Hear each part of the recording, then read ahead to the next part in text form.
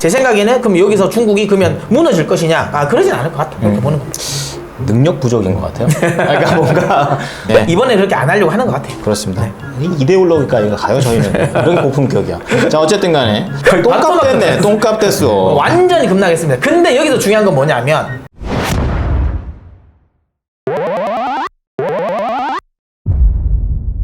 자 랭킹쇼 2부 시작하겠습니다. 2부에서는 4개의 증권사가 커버한 건데요. 바로 여러분 포스코홀딩스입니다.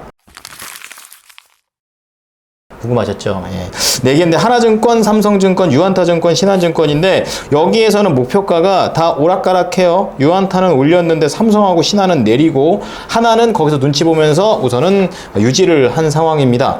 관련해가지고 우선 전 항상 기본부터 가보려고 합니다. 포스코홀딩스 어쨌든 철강이 본업이잖아요. 맞죠. 관련해서 부진해요. 읽어보니까. 네. 여기서 이현수 애널리스트도 좋게 얘기하려고 그러는데 그냥 안 돼 이게.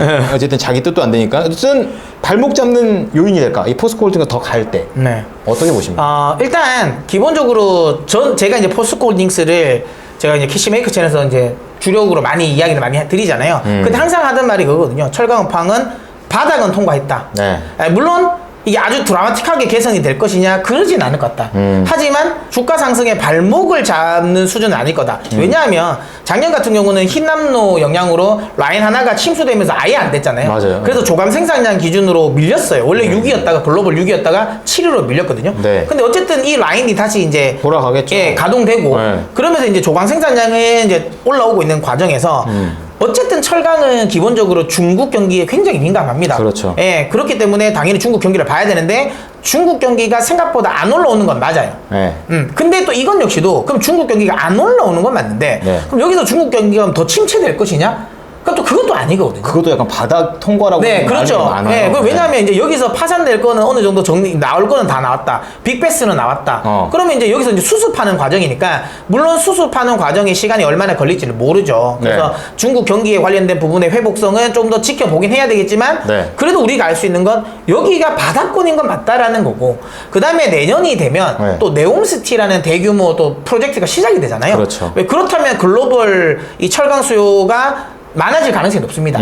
거기에 또 우크라이나 또 이제 재건 이슈도 내년이면 한번 나올 수도 있으니까 네. 어쨌든 내년으로 넘어가면 이제 중국의 이 경기 둔화에 대한 우려감, 그다음 주택 경기에 대한 악재는 바닥을 통과하는 과정이지 않을까라는 생각을 하고 있고요. 거기에 네옴시티, 우크라이나 재건과 관련된 부분에서 철강 수요가 늘어날 수 있는 환경이 훨씬 더 많다. 물론 지금 3분기, 4분기에 대한 이 철강 업황에 대한 기대감은 크진 않지만 네. 그렇다고 해서 여기보다 더 나빠질까라는 건 그렇진 않다. 네, 그러면 그게 이미 주가에는 반영된 가격이 아닐까 싶어요. 뭐 지금 만약에 포스코홀딩스가 어마어마하게 지금 뭐 주가가 상승해 있으면 당연히 좀 이제 고평가 논란이 나올 수 있지만 뭐 포스코홀딩스 주가 보시면 아시겠지만 최근에 한번 급등 나왔다가 급락 이후에 지금 바닥권을 형성하고 있거든요. 예, 주가가 지금 기간 조정 구간이에요. 그래서 비싼 구간도 아니기 때문에 이 문제는 크게 우려하지 않으셔도 되지 않을까라고 생각합니다. 네, 이게 두 번째 질문까지 동시에 답을 다 해주신 거예요. 그러니까 중국 경제 개선이 돼야 이게 살아난다라는 건데, 그러니까 저는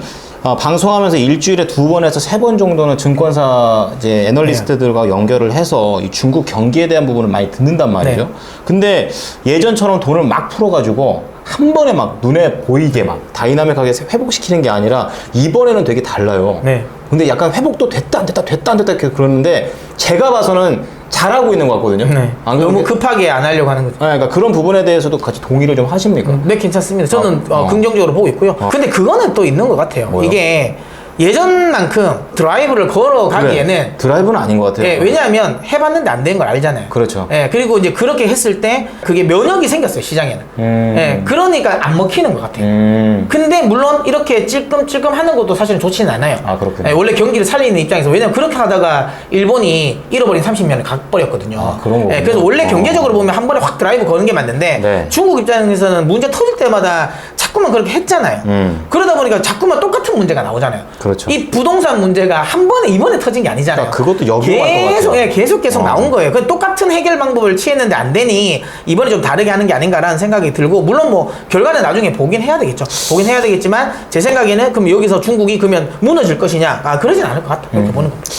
능력 부족인 것 같아요. 그러니까 뭔가 그러니까 더 좋은 효과적이고 약간 더 여우 같은 그런 전략은 아직 당해서 안 나오는 근데 거지. 어쩔 수 없는 게 뭐 그런 거죠. 자유시장이면 완벽한 자유시장이면 그게 아니니까. 그러니까 개인의 손실을 개인에게 넘기잖아요. 그렇죠. 우리는. 네. 근데 공산당은 그게 아니거든요. 일부 정부나 기업에게 그걸 맡겨준단 말이에요. 그러니까 예를 들어 대규모 투자를 했어요. 불안한 상품에도. 근데 이걸 나중에 문제가 생겨도 결국에는 정부가 해결을 해주면 보존을 해주는 그러면 거죠. 또 똑같은 상품이 나오면 또 하지. 인민들 입장에서는 또 해요. 어차피 봐줄 텐데 뭐. 네, 이러면. 그런 식이 자꾸만 되니 이게 이제 그렇게 예전처럼 그렇게 해소해보니까 문제가 생기니 네. 이번에 그렇게 안 하려고 하는 것 같아요. 그렇습니다. 이 이데올로기까지 가요 저희는. 이런 고품격이야. 자 어쨌든 간에 그럼 이제 좀 더 구체적으로 2차 전지로 가서 탄산 리튬 값 네, 맞죠.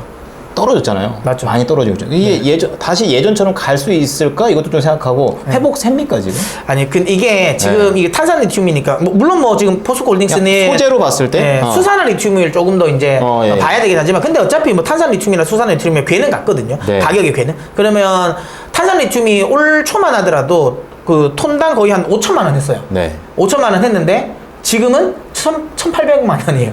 거의 똥값 됐네. 똥값 됐어. 완전히 급락했습니다. 근데 여기서 중요한 건 뭐냐면 지금 여기서 더 떨어지진 않아요. 왜냐하면 오늘 이 말 되게 많이 하시네요. 네. 포스코 홀딩스 이꼴 바닥이라는 느낌이. 더 떨어지진 않는 게 이게 왜 그러냐면 지금 중국의 탄산리튬 생산 업체들이 그 가격 밑으로는 안 팔아요. 그러니까 예전에는 그치. 낮아도 계속 팔았어요. 손익분기점이라는 게 있는 거니까. 여기서 만약에 톤당 만약에 1,800만 원 미만으로 팔면 자기는 손해거든요. 그치. 뭐하러 팔어? 그러니까 안 팔아요. 그래서 지금은 더 떨어지진 않아요. 물론 여기서 더 올라가진 않아. 네. 수요가 예전만큼 폭발적이지 않다 보니까 더 올라가진 않는데 그렇다고 해서 리튬 가격이 지금은 더 떨어지진 않는다라는 거죠. 네. 최근에 미국의 알버말이라든지 이런 이제 회사들이 주가가 좀 반등을 하거든요. 네. 이유는 리튬 가격이 바닥을 잡았다라는 인식을 하는 것 같아요. 그러면 포스코홀딩스 역시도 이제 이 리튬 사업부에 대한 바닥은 잡았다라는 인식이 나오지 않을까라고 생각을 합니다. 그렇군요. 그럼 여기서 이 애널리스트께서 제목으로 성장에 초점을 맞추고 바라보자. 그러니까 이제 다른 분야 보면 약간 그저 그런데 성장이 워낙에 강할 거니까 네. 요거 하나만 봅시다. 요런 것 같아요.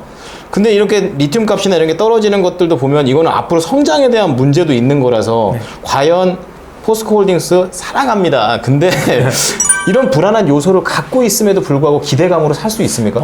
제가 계속 아까도 말씀드린 게 만약에 그 기대감으로 주가가 많이 급등을 해서 밸류에이션적으로 부담이 되면 사면 안 되죠. 근데 그 기대감이 주가에 생각보다 많이 반영되지 않았어요.